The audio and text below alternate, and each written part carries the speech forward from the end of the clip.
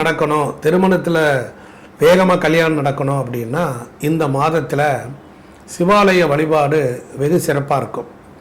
பொதுவாக கார்த்திகை மாதத்தில் அதுலேயும் சிவாலயத்தில் தெப்பக்குளத்தில் இருக்கக்கூடிய மீன்களுக்கு அதாவது கார்த்திகை பொறி என்று சொல்வார்கள். பொறி போட்டால் சககோடி பாவங்கள் தீரும். பொதுவாக சிவாலயங்களில் கார்த்திகை மாதமே தீப மாதம் என்று பெயர். அப்போ தீப ஒளி ஏற்ற ஏற்ற நன்மை உண்டாகும். நம்முடைய வாசலில் தலைவாசலுக்கு 2 பக்கம் பார்த்தீங்கன்னா நம்முடைய குலதெய்வத்தினுடைய தோழிகள் அமர்ந்திருப்பார்கள். நிலைவாசல் கீழே நாகபந்தனம் செய்யப்பட்டிருக்கும். ஒரு வீட்டினுடைய ஐஸ்வர்யமே அதனுடைய தலைவாசல் தான். தலைவாசலுக்கு கீழே விளக்கேற்றுவது என்பது கார்த்திகை மாதத்தில் மட்டும்தான். கீழே விளக்கேற்றுவார்கள், தரையிலே ஏற்றுவார்கள், நிலைப்படி மீது விளக்கேற்றுவார்கள், அப்புறம் ஜன்னல்களிலே ஏற்றுவார்கள், காம்பவுண்டுகளிலே ஏற்றுவது வழக்கம். வீட்டினுடைய எல்லா அறைகளிலேயும் விளக்கு ஏற்றக்கூடிய பண்பு. இப்போ மறைந்திரு மூடிய மாய இருளை அறம் பாவம் எனும் அருங்கயிற்றால் கட்டிங்கிற மாதிரி நம்ம வீடுகளில் சேர்ந்து இருக்கக்கூடிய வினைகளை எல்லாம் கொளுத்தக்கூடிய மாதம். இப்படிப்பட்ட நிலையில் இந்த கார்த்திகை மாதத்தில் சிவாலயத்தில் சங்காபிஷேகம் மிக சிறப்பு. கார்த்திகை மாதத்தில் சிவாலயத்தில் போய் சங்காபிஷேகத்தில் கலந்து கொண்டு சங்கு தீர்த்தத்தை கொண்டு வீடுகளில் தெளித்தால் எவ்வளவு பிரச்சனை இருந்தாலும் தீரும். கார்த்திகை மாதத்தில் துவாதசி திதி அன்று நீங்கள் போய் கிருஷ்ணனை வழிபட வேண்டும். துளசி இலையால் அர்ச்சனை செய்ய வேண்டும். பெருமாள் கோயிலில் அர்ச்சனை பண்ணும்போது ரொம்ப மகத்துவம் கிடைக்கும், ரொம்ப பலன் உடனே நடக்கும். நெல்லி இலையினாலும் துளசியினாலும் சேர்ந்து துளசி மாடத்தில் வைத்து விளக்கேற்றுகிற பொழுது துளசி கல்யாணமே நடத்துவார்கள். அது மட்டும் இல்லை, இந்த பௌர்ணமிக்கு 3 நாளுக்கு முன்னதாகவே ஒரு வீட்டில் உள்ள எல்லா ஐஸ்வர்ய தேவதைகளும் வீட்டுக்கு வருவார்கள். ஒரு உதாரணத்திற்கு நான் சொல்கிறேன்.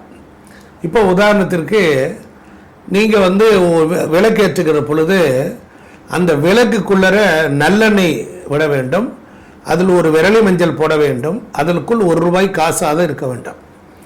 அப்படி போடுகிற பொழுது அஷ்டலட்சுமி கடாட்சம் உண்டாகும். ஒரு வீட்டுக்குள்ளர நல்ல மனம் இருக்கணும், நல்ல ஒளி இருக்கணும். வீடு வாழ்பவர்களினுடைய ஒரு அடையாளத்தை சொல்லுது. மற்ற நாளில் இருக்கிறத விட இந்த தலைவாசலில் 2 பக்கம் மாடாக்குழி வச்சுருப்பாங்க. இப்போ மாடாக்குழி இல்லாமல் லைட்டை கூட பொறுத்துறாங்க. அந்த மாடாக்குழியில் விளக்கேற்றுகிற பொழுது அந்த தேவதைகள் பிதுர் கணங்கள் நிற்பார்கள், மோட்சத்தை அடையக்கூடிய காலம். கார்த்திகை மாதத்தில் பௌர்ணமி அன்னைக்கு பௌர்ணமி தேவதை என்று சொல்லக்கூடிய ஒரு தேவதை ஆகாயத்தில் இருக்கும், அமிர்தத்தை கொட்டும். அப்போ நாம் அந்த காலகட்டத்தில் வீடுகளில் வெளிச்சம் போட்டு ரொம்ப சிறப்பாக இருக்கலாம், சங்காபிஷேகம் பண்ணலாம். அது மட்டும் இல்லை, இந்த சங்கு தீபமே ஏற்றலாம்.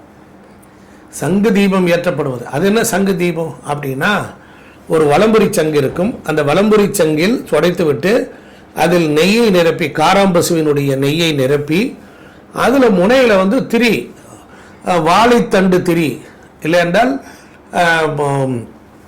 தாமரை தண்டு திரி, வாழை நாரில் இருக்கக்கூடிய திரி, தாமரை தண்டு திரி, இல்லை வெள்ளருக்கு திரி, இந்த 3 திரியும் கலந்து போட்டால் சூரியனுடைய பேராற்றல் விளங்கும். அது மட்டும் இல்லை, வாசலில் பௌர்ணமிக்கு 3 நாளைக்கு முன்னாலேயே வீட்டினுடைய தலைவாசலில் கோவில்களில் ஆஞ்சநேயர் சஞ்சீவி மலையை தூக்கிட்டு போகிற மாதிரி ஒரு படம் இருக்கும். அது ஆஞ்சநேயர் கோயிலில் மாட்டியிருப்பாங்க. அதை கொண்டுட்டு வீட்டின் தலைவாசலில் மாட்டிட்டிங்கன்னா, ஒரு பெண்ணை பார்க்குறதுக்கு ஒரு மாப்பிள்ளை வீடு வர்றாங்கன்னா அந்த ஆஞ்சநேயர் சஞ்சீவி மலையை தூக்கிட்டு போகிற மாதிரி ஃபோட்டோ இருந்துச்சுன்னா உள்ளே நுழையும் பொழுது உள்ளே போயிட்டாங்கன்னா அந்த பொண்ணை பேசி முடிச்சுருவாங்க.